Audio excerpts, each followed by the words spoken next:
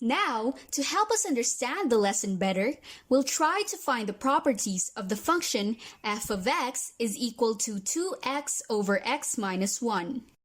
So, to find the domain, we have to equate the denominator to 0. Then we have to solve for the value of x. So now we have the function's domain, where x is the set of all real numbers in which x cannot be equal to 1. Next, to find the range, we have to recall the three cases. Now, as we can see, 1 is the highest degree of x for both the numerator and the denominator, making both degrees equal. And we have the function's range, where y is the set of all real numbers in which y cannot be equal to 2.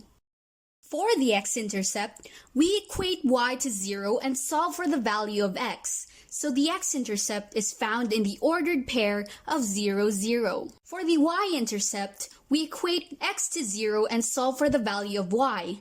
And solving that, we get the answer of y equals to 0.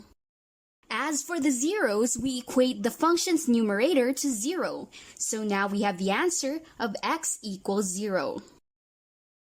Now, since we know that both vertical and horizontal asymptotes are found through the same processes that are utilized in finding the domain and range, we can say that they both have the same values with the domain and range. Now, for the intersection, we substitute y for the value of the horizontal asymptote. Since 0 is not equal to -2, then that would mean that there is no intersection with the horizontal asymptote. To find the wholes, we equate the numerator and the denominator to 0 separately. If there is at least one same root, then that would mean that the function has a whole. So since these values are not equal, then the function has no wholes. Now, before I go, I want to emphasize the importance of rational functions in modeling real-life problems. Rational functions can be used in creating formulas to find the amount of work done in relation to the rate of work and the time spent working.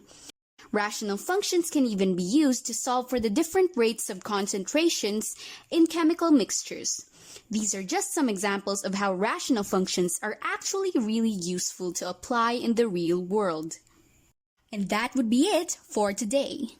I hope you guys had fun because, like they all say, it's always fun to learn here in Math World.